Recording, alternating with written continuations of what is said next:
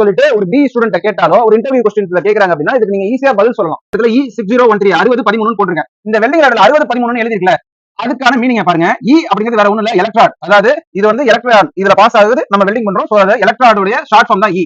அடுத்தது 60. இந்த 60 அப்படிங்கிறது என்னன்னா minimum tensile strength. Minimum tensile strength அப்படின்னா என்ன அப்படின்னா இதை வந்து நம்ம வந்து கிலோ பவுண்ட் ஸ்கொயர் இன்ச்னு எடுத்துக்கலாம். பொதுவா இந்த மாதிரியான இரும்பு மெட்டீரியல்ஸ் இருக்குல்ல, இந்த இரும்பு மெட்டீரியல்ஸ் வந்து பாத்தீங்கன்னா கிரேட் பிரிப்பாங்க.